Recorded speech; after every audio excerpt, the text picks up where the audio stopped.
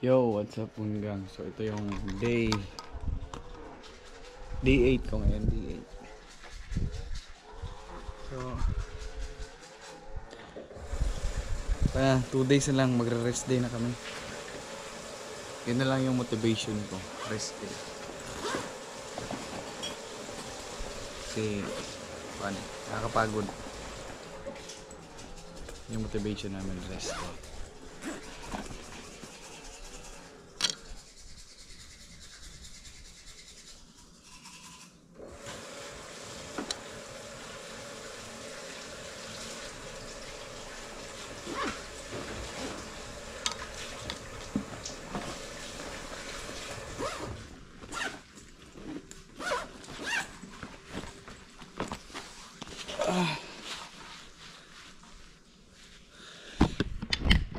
Yung day 8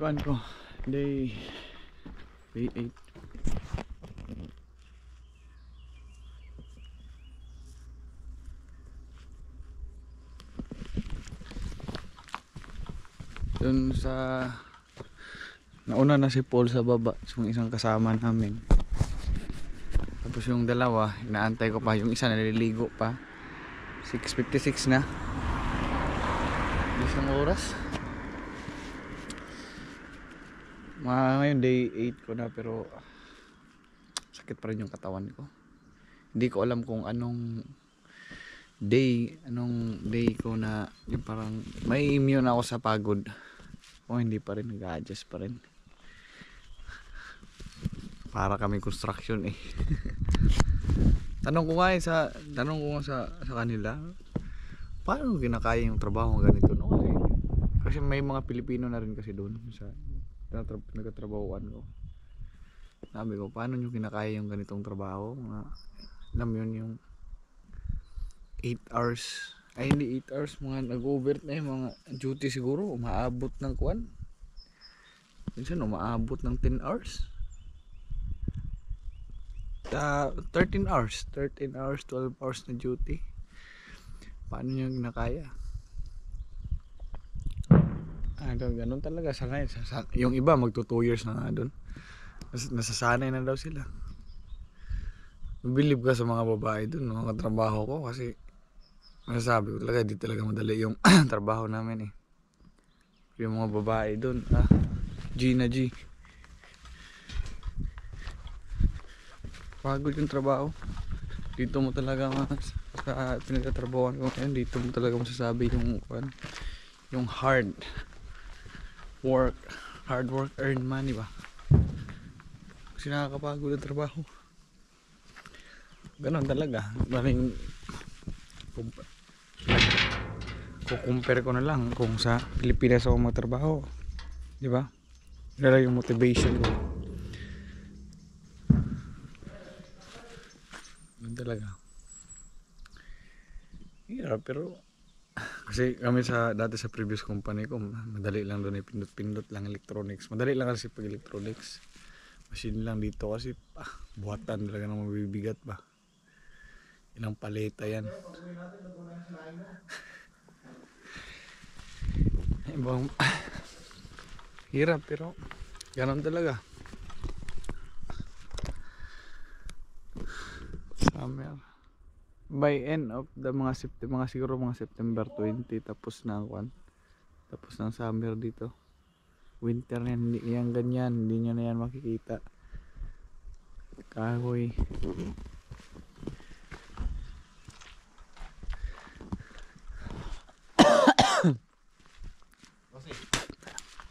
Ilang?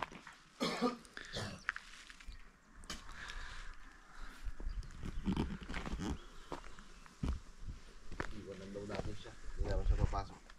Ha? Hindi niya para maluto si Nain. Sabi ko sakto pag uwi natin, luto na yan. Di ba? Oo. Luto na yun, pre. So, Mungang kahit pa paano nakakasurvive pa rin. May 2 days na lang kami. Rest day na. Kung ano yun? Wednesday na yun?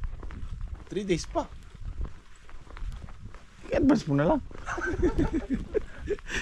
Wednesday pa lang yun. Wednesday. Ganun lang yung kwan eh. Ganun, dito lang ako nagiging masaya yung parang malapit yung stay kasi grabe. Parang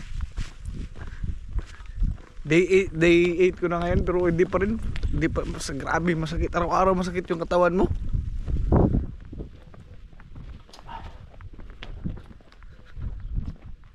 Tapos pag during Sabado Linggo, yun yung rest din namin, wala pang bus dito. Ay nako talaga. Mag-overtime ka pero yung kikita mo sa overtime kulang pang papagamot. Kaya nga dapat ito magkuhan talaga. Vitamins eh. Tulog, kulang yung tulog mo eh.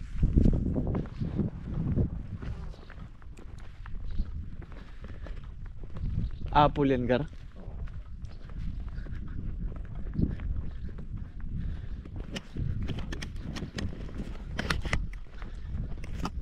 Kahit pa paano nakakasurvive pa rin. Masakit talaga yung katawan.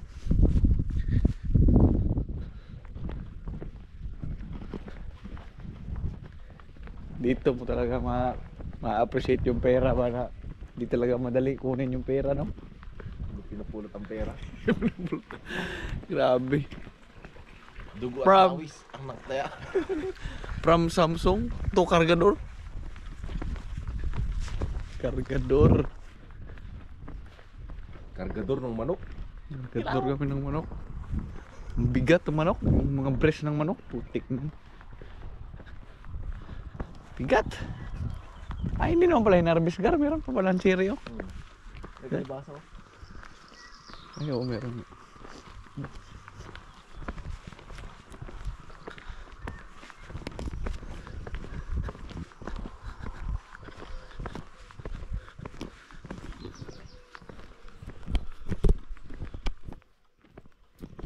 Pag rest day namin, sa bahay lang talaga kami. Hindi kami gumagala. Ano, magagalain mo dyan?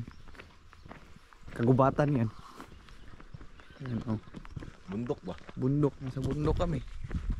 Hindi kaya sa Budapest na pag rest day mo, gala ka ng West End, gala ka ng mga tourist spot doon kasi nasa sentro kay. Dito, sa dulo ka ng kuwan, dulo ng Kawalan. Sa dulo ng Kawalan.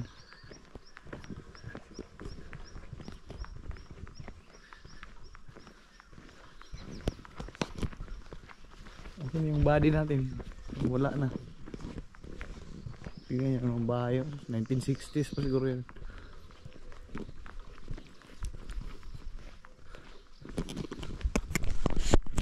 Ganda ng bulaklak.